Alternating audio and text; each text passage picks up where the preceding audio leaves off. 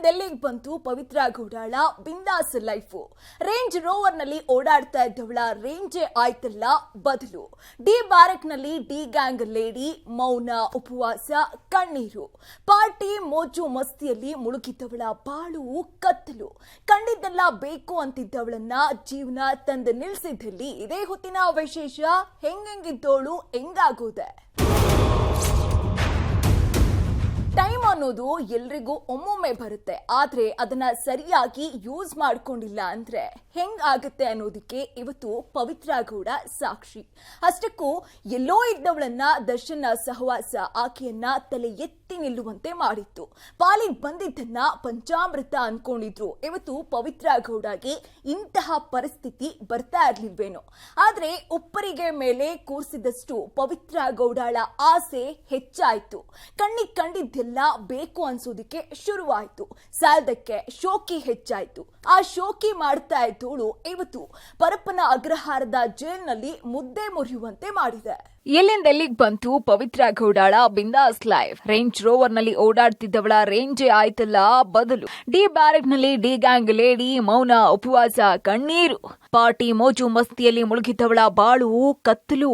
ಕಂಡಿದ್ದೆಲ್ಲ ಬೇಕು ಅಂತಿದ್ದವಳನ್ನ ಜೀವನ ತಂದು ನಿಲ್ಸಿದ್ದಲ್ಲಿ 6 ಅಡಿಯ ದರ್ಶನ್ ನೇಮು ಫೇಮು ಎಲ್ಲ ಇವತ್ತು ಮೂರಾ ಬಟ್ಟೆಯಾಗಿದೆ. ಇದಕ್ಕೆ ಕಾರಣ ಅದೇ ಪವಿತ್ರ ಗೌಡ. ತಾನು ಹಾಳಾಗಿದ್ದು ಸಾಲದು ಅಂತ ಇತ್ತ ದರ್ಶನ್ ಅನ್ನು ಹಾಳು ಮಾಡ್ಬಿಟ್ಟಿದ್ದಾಳೆ ಅನ್ನೋದು ಅನೇಕ ಅಭಿಮಾನಿಗಳ ಹಾಗೂ ದರ್ಶನ್ ಬಲ್ಲವರ ಕೊರಗಾಗಿದೆ. ಎಲ್ಲರೂ ಈಗ ಹೇಳ್ತಾ ಇರುವಂತೆ ಈ ಮೊದಲು ದರ್ಶನ್ ಹಿಂಗಿರ್ಲಿಲ್ಲ, ಅದ್ಯಾವಾಗ ಈ ರೀತಿಯ ವಿಕೃತ ಮರೆಯೋದಿಕ್ಕೆ ಶುರುವಾದ್ನೋ ಏನೋ ಗೊತ್ತಿಲ್ಲ. ಇಲ್ಲ ಇದು ದರ್ಶನ್ ಕ್ಯಾರೆಕ್ಟರೇ ಅಲ್ಲ. ದರ್ಶನ್ ಹಿಂಗೆಲ್ಲ ಮಾಡೋದಿಕ್ ಸಾಧ್ಯನೇ ಇಲ್ಲ. ಇಲ್ಲಿ ಬೇರೇನೋ ಆಗಿದೆ. ದರ್ಶನ್ ತಗ್ಲಾಕೊಂಡಿದ್ದಾರೆ. ಹೀಗೆ ದರ್ಶನ್ ಬಲ್ಲವರು ಹೇಳ್ತಾ ಇರುವಂತಹ ಮಾತಿದು. ಇದರರ್ಥ ದರ್ಶನ್ ಹೀಗೆ ಕೊಲೆ ಮಾಡಿದ್ದಾರೆ ಅನ್ನೋ ವಿಚಾರವನ್ನ ಯಾರಿಗೂ ಕೂಡ ಜೀರ್ಣ ಮಾಡ್ಕೊಳ್ಳೋದಿಕ್ಕೆ ಆಗ್ತಾ ಇಲ್ಲ. ಯಾಕಂದ್ರೆ ಅವ್ರು ಯಾರಿಗೂ ದರ್ಶನ್ ಈ ಮಟ್ಟಿಗೆ ಬದಲಾಗಿದ್ದಾರೆ ಅನ್ನೋದೇ ಅರಿವಿಗೆ ಬಂದಿರಲಿಲ್ಲ. ದರ್ಶನ್ನ ಇನ್ನೊಂದು ಮುಖ ಬಯಲಾಗಿರೋದೇ ಈಗ ನೋಡಿ. ಅದಕ್ಕೆ ಕಾರಣ ಈ ಪವಿತ್ರ ಗೌಡ ಅನ್ನೋದೇ ಹಲವರ ಆರೋಪ ಆಗಿದೆ. ಎಸ್, ಪವಿತ್ರ ಗೌಡ ಈಕೆ ಅದೆಲ್ಲಿದ್ಲು, ಅದ್ಯಾವಾಗ ಈ ದರ್ಶನ್ ಕಾಂಟ್ಯಾಕ್ಟಿಗೆ ಬಂದ್ಲು, ಅದ್ಯಾವ ಕ್ಷಣದಲ್ಲಿ ದರ್ಶನ್ಗೆ ಮೋಡಿ ಮಾಡಿದ್ಲು ಏನೋ ಗೊತ್ತಿಲ್ಲ. ಅವಳು ಬದುಕು ಬದಲಾಗ್ತಾ ಹೋಗ್ತಾ ಇದ್ದಂತೆ ಇತ್ತ ದರ್ಶನ್ ಲೈಫ್ ನು ಬದಲಾಯಿಸುತ್ತಾ ಹೋಗ್ಬಿಟ್ಟಿದ್ಲು. ಈ ಮೋಹಾಂಗನೆಯ ಮಾಟಕ್ಕೆ ಸಿಕ್ಕಾಕೊಂಡಿದ್ದಂತಹ ದರ್ಶನ್ ಕೂಡ ಇಂಚಿಂಚಾಗಿ ಬದಲಾಗಿ ಹೋದ್ರ ಅದು ಕೂಡ ಸರಿಯಾಗಿ ಗೊತ್ತಿಲ್ಲ. ಆದ್ರೆ ಈಗ ಅವ್ರ ಮೇಲೆ ಬಂದಿರುವಂತಹ ದೊಡ್ಡ ಆರೋಪವನ್ನ ನೋಡಿದ್ರಂತೂ ಎಲ್ಲರಿಗೂ ದರ್ಶನ್ ಅದ್ಯಾವಾಗ ಹೀಗ್ ಬದಲಾದ್ರು ಅಂತ ಪರಮಾಶ್ಚರ್ಯ ಆಗ್ತಾ ಇದೆ. ಇಲ್ಲಿ ತನಕ ನೋಡಿದಂತಹ ದರ್ಶನ್ನೇ ಬೇರೆ, ಈಗ ನೋಡ್ತಾ ಇರುವಂತಹ ದರ್ಶನ್ನೇ ಬೇರೆ ಅಂತಿದ್ದಾರೆ ಹಲವರು. ಅದೇ ರೀತಿ ದರ್ಶನ್ನ ಈ ಸ್ಥಿತಿಗೆ ಕಾರಣನೇ ಈ ಪವಿತ್ರ ಗೌಡ ಅನ್ನೋ ಮಾತು ಕೂಡ ಕಾಮನ್ ಆಗಿ ಕೇಳಿ ಬರ್ತಾ ಇದೆ. ದರ್ಶನ್ ಸಹವಾಸದಿಂದಾಗಿ ಬಿಂದಾಸ್ ಆಗಿ ಬದುಕು ಕಟ್ಕೊಂಡಿದ್ದಂತಹ ಪವಿತ್ರ ಗೌಡ ಇದೀಗ ದರ್ಶನ್ಗೂ ಹಳ್ಳಕ್ ತಳ್ಳಿ ತಾನೂ ಕೆಡ್ಡಾಗ್ ಬಿತ್ತಿದ್ದಾಳೆ. ಎಲ್ಲಿಂದೆಲ್ಲಿಗೆ ಬಂದು ನಿಂತಿದೆ ಪವಿತ್ರ ಗೌಡಾಳ ಬದುಕು. ಆ 3 ಅಂತಸ್ತಿನ ಕೋಟಿ ಮನೆಯಿಂದ ಪರಪ್ಪನ ಅಗ್ರಹಾರಕ್ಕೆ ಶಿಫ್ಟು. ಎಸ್, ಇದೇ 2 ವಾರಗಳ ಹಿಂದೆ ಅಂದ್ರೆ ಜೂನ್ 8ರ ಶನಿವಾರ ಪವಿತ್ರ ಗೌಡ ದರ್ಶನ್ ಜೊತೆಯಲ್ಲಿ ಪಾರ್ಟಿ ಮಾಡ್ತಾ ಇದ್ಲು.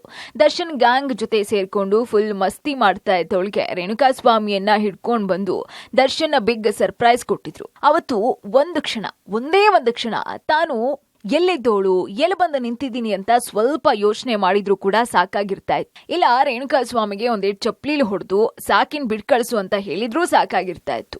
ಇವತ್ತು ಹೀಗೆ ಪರಪ್ಪನ ಅಗ್ರಹಾರದಲ್ಲಿ ಪವಿತ್ರಕ್ಕೆ ಮುದ್ದೆ ಮುರಿಯೋ ಪರಿಸ್ಥಿತಿನೇ ಬರ್ತಾ ಇರ್ಲಿಲ್ಲ. ಅತ್ತ ದರ್ಶನ್ ಹೆಸರು ಕೆಡ್ತಾ ಇರ್ಲಿಲ್ಲ. ಆದ್ರೆ ಪಾರ್ಟಿಯಲ್ಲಿ ಮುಳುಗಿದ್ದವಳಿಗೆ ಹಳೆ ಬದುಕೆಲ್ಲ ಮರ್ತು ಹೋಗಿತ್ತು. ದರ್ಶನ್ ಪಕ್ಕದಲ್ಲಿದ್ದಾರೆ, ಅವ್ರಿಗಿರುವಂತಹ ಪವರ್ಗೆ ಏನ್ ಮಾಡಿದ್ರು ನಡೆಯುತ್ತೆ ಅಂತ ಏಕಾಏಕಿ ಕ್ರೂರವಾಗಿ ರೇಣುಕಾ ಸ್ವಾಮಿ ಮೇಲೆ ಚಪ್ಪಲಿ ಹಲ್ಲೆ ಮಾಡಿದ್ಲು. ದರ್ಶನ್ ಹಾಗೂ ಸಂಘಟಿಗರು ರೇಣುಕಾ ಸ್ವಾಮಿಗೆ ಕೊಟ್ಟಂತಹ ಕಿರುಕುಳ ನೋಡಿ ವಿಕೃತಾನಂದವನ್ನ ಅನುಭವಿಸ್ತಾ ಇದ್ಲು ಏನೋ. ಆದ್ರೆ ಅವತ್ತು ಆನಂದ ಪಟ್ಟಿದ್ದಕ್ಕೆ ಇವತ್ತು ಅವಳೇ ಜೈಲ್ನಲ್ಲಿ ಕೂತು ಕಣ್ಣೀರಿಡುವಂತಹ ಪರಿಸ್ಥಿತಿ ಬಂದಿದೆ. ಎಸ್, ಅವತ್ತು ಕ್ಷಣ ಮಾತ್ರ ದರ್ಶನ್ ನನ್ನ ತಡೆದಿದ್ರೆ ಅಥವಾ ರೇಣುಕಾ ಸ್ವಾಮಿಯ ತಂಟಿಗೆ ಹೋಗದೆ ಇದ್ದಿದ್ರೆ ಇವತ್ತು ಅದ್ಯಾವ ಹೋಟೆಲ್ನಲ್ಲಿ ಅದೆಂತ ಪಾರ್ಟಿ ಮಾಡಬಹುದಿತ್ತು ಈ ಪವಿತ್ರ ಗೌಡ. ಆದ್ರೆ ದರ್ಶನ್ ಪಕ್ಕದಲ್ಲಿದ್ದಾರೇನೋ ಒಂದೇ ಒಂದು ಕಾರಣಕ್ಕೆ ಏನು ಮಾಡಿದ್ರು ನಡೆಯುತ್ತೆ ಅನ್ನೋ ಒಂದೇ ಒಂದು ಅಹಮ್ಮ ಪವಿತ್ರ ಗೌಡಾಳನ್ನ ಇವತ್ತು ಈ ಸ್ಥಿತಿಗೆ ತಂದಿಟ್ಟಿದೆ ಅಂದ್ರೆ ತಪ್ಪಾಗೋದಿಲ್ಲ ಬಿಡಿ. ಅಷ್ಟಕ್ಕೂ ಈ ಪವಿತ್ರ ಗೌಡ ಅದ್ ಹೇಗಿದ್ಲು, ಅದ್ ಹೆಂಗೆಲ್ಲ ಇತ್ತು ಈಕೆಯ ಲೈಫ್ ಸ್ಟೈಲ್. ಕೈಗೊಂದು ಕಾಲ್ಗೊಂದು ಆಳು ಕಾಳು, ಕಂಡಿದ್ದೆಲ್ಲ ಕೊಳ್ಳೋದಿಕ್ಕೆ ಕೈ ತುಂಬಾ ಕಾಸು, ಓಡಾಡೋದಿಕ್ಕೆ ರೇಂಜ್ ರೋವರ್ ಕಾರು, ಉಡೋದಿಕ್ಕೆ ಕಾಸ್ಟ್ಲಿ ಬಟ್ಟೆಗಳು, ತೊಡೋದಿಕ್ಕೆ ಪಳಪಳ ಅನ್ನೋ ಆಭರಣಗಳು, ಅಷ್ಟಕ್ಕೂ ಅದೇನ್ ಕಮ್ಮಿ ಇತ್ತು ಹೇಳಿ ಈ ಪವಿತ್ರ ಗೌಡಗೆ. ಎಲ್ಲವನ್ನ ದರ್ಶನ್ ಪವಿತ್ರ ಗೌಡಗಾಗಿ ಮಾಡಿಬಿಟ್ಟಿದ್ರು. ಆಕೆ ಏನು ಕೇಳಿದ್ರು ಇಲ್ಲ ಎನ್ನದ ದರ್ಶನ್ ಈ ರೇಣುಕಾಸ್ವಾಮಿ ವಿಚಾರದಲ್ಲೂ ಹಾಗೆ ಮಾಡೋದಿಕ್ ಹೋಗಿ ಪವಿತ್ರ ಗೌಡಳ ಜೊತೆಗೆ ತಮಗೂ ಕೂಡ ಕುತ್ತನ್ನ ತಂದ್ಕೊಂಡಿದ್ದಾರೆ. ಅರಮನೆ ವಾಸ ಬಿಟ್ಟು ಸೆರೆಮನೆ ವಾಸದಲ್ಲಿ ಪವಿತ್ರ ಗೌಡ.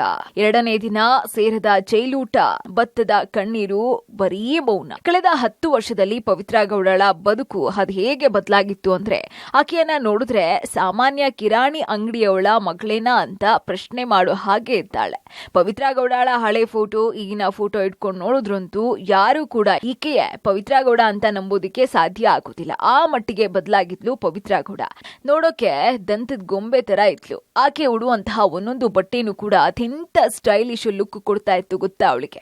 ಯಾರ್ ನೋಡಿದ್ರು ಈಕೆಯ ಬ್ಯಾಕ್ ಗ್ರೌಂಡ್ ಸೂಪರ್ ಆಗಿರ್ಬೇಕು ಅಂತಾನೆ ಅನ್ಕೊಳ್ಬೇಕು. ಹಾಗಾದ್ರೆ ಪವಿತ್ರ ಗೌಡಳ ಬ್ಯಾಕ್ ಗ್ರೌಂಡ್ ಏನಪ್ಪಾ ಅಂದ್ರೆ ಅದು ದರ್ಶನ್ ಬಿಟ್ರೆ ಏನೇನೂ ಇರ್ಲಿಲ್ಲ. ಆಕೆಯ background and back support ಎಲ್ಲವೂ Darshan, one and only Darshan ಅಷ್ಟೇ. ದರ್ಶನ್ ಸಪೋರ್ಟ್ ನಿಂದಾಗಿ ತನ್ನಿಡೀ ಬದುಕನ್ನೇ ಕಂಪ್ಲೀಟ್ ಆಗಿ ಚೇಂಜ್ ಮಾಡ್ಕೊಂಡಿದ್ಲು.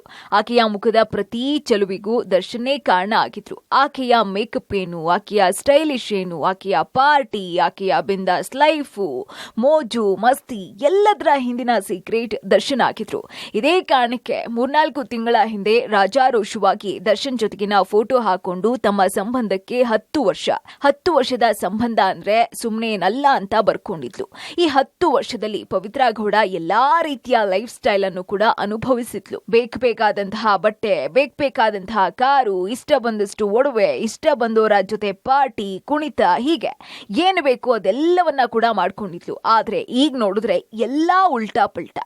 ಅರಮನೆಯಿಂದ ಸೆರೆಮನೆ ಸೇರಿ ಕಣ್ಣೀರ್ನಲ್ಲಿ ಕೈ ತೊಳೆಯುವಂತಾಗಿದೆ ಪವಿತ್ರಾಳ ಸ್ಥಿತಿ. ಬಿಂದಾಸ್ ಆಗಿದ್ದವಳಿಗೀಗ ಜೈಲಿನಲ್ಲಿ ಏಕಾಂಗಿ.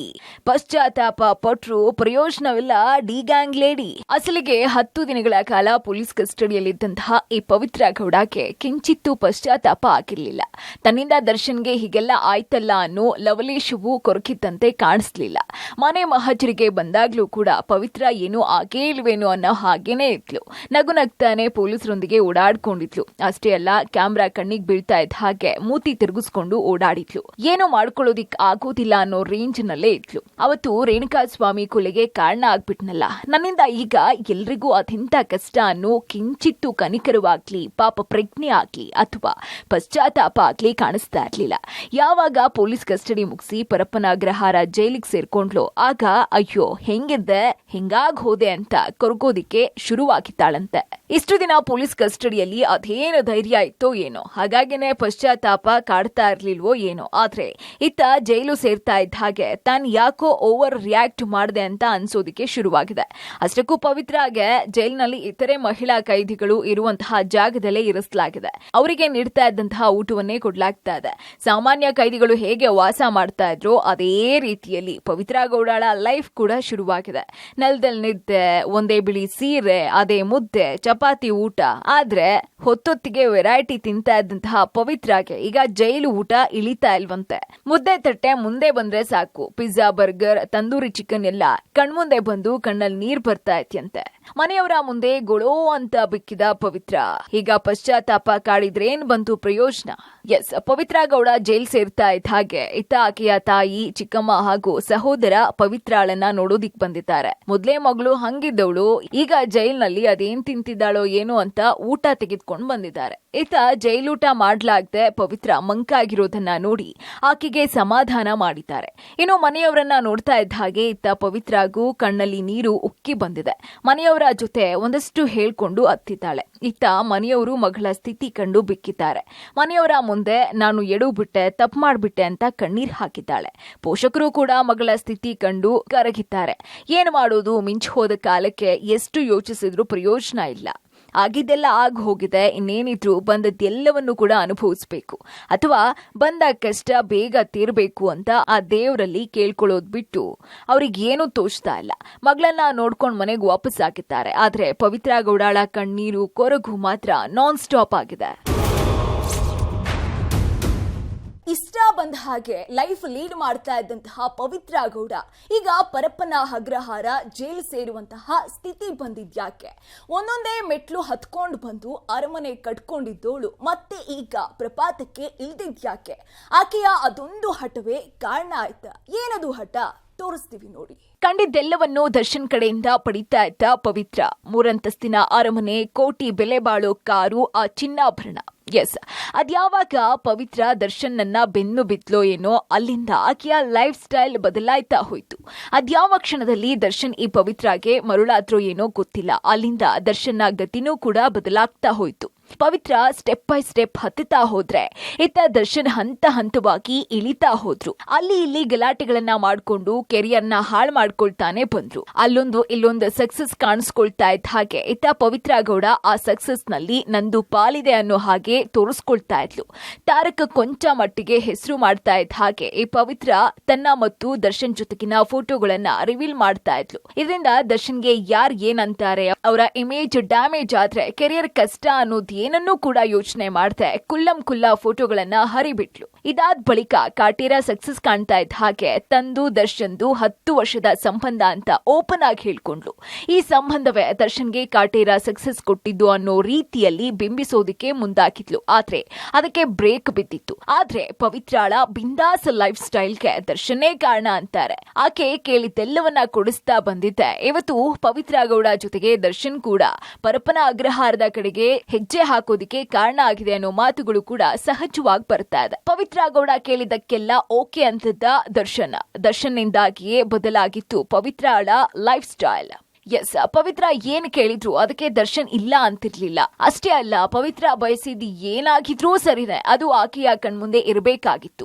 3 ಅಂತಸ್ತಿನ ಮನೆ ಬೇಕು ಅಂದಾಗ ದರ್ಶನ್ ಹೊಸದಾಗಿ ಕಟ್ಟಿದಂತಹ ಮನೆಯನ್ನೇ ಕೊಂಡ್ಕೊಂಡು ಆಕೆಗೆ ಗಿಫ್ಟ್ ಮಾಡಿದ್ರು. ರೇಂಜ್ ರೋವರ್ ಕಾರು ದರ್ಶನ್ ಮನೆ ಮುಂದೆ ನಿಲ್ತಾ ಇದ್ದ ಹಾಗೆ ತನಗೂ ಅದೇ ಕಾರ್ ಬೇಕು ಅಂತ ಹಠ ಹಿಡಿದಿದ್ಲು. ಅಷ್ಟೇ ಯಾಕೆ, ಯಾವ್ದಾದ್ರೂ ಆಭರಣ ಕಣ್ಣಿಗೆ ಬೀಳೋ ಹಾಗಿಲ್ಲ. ಪ್ರೀತಿಯ ಸುಬ್ಬನ ಬಳಿ ವಸೂಲಿ ಮಾಡದೆ ಈಕೆ ಬಿಡ್ತಾ ಇರ್ಲಿಲ್ಲ. ಅದೇ ರೀತಿ ದರ್ಶನ್ ಬೆನ್ನೇರಿ ರೆಡ್ ಕಾರ್ಪೆಟ್ 777 ಅಂತ ಬುಟಿಕ್ ಓಪನ್ ಮಾಡಿ ಅಲ್ಲಿ ದರ್ಶನ್ ಗ್ಯಾಂಗ್ ನಲ್ಲಿರೋರೆಲ್ಲ ಇಲ್ಲೇ ಬಂದು ಬಟ್ಟೆ ಕಾಸ್ಟ್ಯೂಮ್ ಖರೀದಿ ಮಾಡುವಂತೆ ಮಾಡ್ಕೊಂಡಿದ್ಲು. ಅಷ್ಟೇ ಆಗಿದ್ರೆ ಓಕೆ, ದರ್ಶನ್ ಹೆಸರು ಬಳಸ್ಕೊಂಡೆ ನೈಟ್ ಪಾರ್ಟಿ ಮಾಡ್ತಾ ಇದ್ಲು. ಬಿಸ್ನೆಸ್ ಅನ್ನ ಒಂದು ಹಂತಕ್ಕೆ ಕೊಂಡೊಯ್ತಾ ಇದ್ದಂತೆ ಪಾರ್ಟಿಗಳು ಹೆಚ್ಚಾಗ್ತಾ ಇದ್ವು. ಆ ಪಾರ್ಟಿಯ ಎಲ್ಲಾ ಖರ್ಚು ವೆಚ್ಚ ದರ್ಶನ್ ಅವರತ್ತೆ. ಹೀಗೆ ಕೇಳಿದ್ದನ್ನ ನೋಡ್ತಾ ಇದ್ದದ್ದು ಎಲ್ಲವನ್ನೂ ಕೂಡ ದರ್ಶನ್ ಕಡೆಯಿಂದ ಹೇಗೆ ವಸೂಲಿ ಮಾಡಬೇಕು ಅನ್ನೋದನ್ನ ಚೆನ್ನಾಗಿ ಕರಗತ ಮಾಡ್ಕೊಂಡಿದ್ಲು. ದರ್ಶನ್ ನೋಡೋದಿಕ್ಕೆ ಹಾರ್ಡ್ ಅನ್ಸಿದ್ರು, ಅದೇನೋ ಗೊತ್ತಿಲ್ಲ, ಈಕೆ ವಿಚಾರದಲ್ಲಿ ಮಾತ್ರ ಅದ್ ಹೇಗೆ ಮೆತ್ತಗಾಗ್ತಾ ಇದ್ರೋ ಏನೋ. ಆಕೆ ರೇಣುಕಾ ಸ್ವಾಮಿ ಎಲ್ಲಿದ್ರೂ ಕೂಡ ನನ್ ಮುಂದೆ ಇರಬೇಕು ಅಂತಿದ್ದ ಹಾಗೆ ದರ್ಶನ್ ಅವನನ್ನೂ ಕಿಡ್ನಾಪ್ ಮಾಡಿಸ್ಕೊಂಡ್ ಬಂದು ಪವಿತ್ರಾಳ ಮುಂದೆ ತಂದು ನಿಲ್ಲಿಸ್ಬಿಟ್ಟಿದ್ರು. ಹೀಗೆ ದರ್ಶನ್ ಪವಿತ್ರ ಕುಣಿಸ್ತಂತೆ ಕುಣಿದಿದ್ದಕ್ಕೆ ಇಬ್ರು ಕೂಡ ಪರಪ್ಪನ ಅಗ್ರಹಾರ ಜೈಲ್ ನೋಡುವಂತಾಗಿದೆ. 10 ವರ್ಷ ಒಳ್ಳೆ ಲೈಫ್ ಅನ್ನೇ ಕಟ್ಕೊಂಡಂತಹ ಪವಿತ್ರ ಗೌಡ ಕಷ್ಟದ ದಿನಗಳೆಲ್ಲ ಮರ್ತು ಬಿಟ್ಟಿದ್ರು.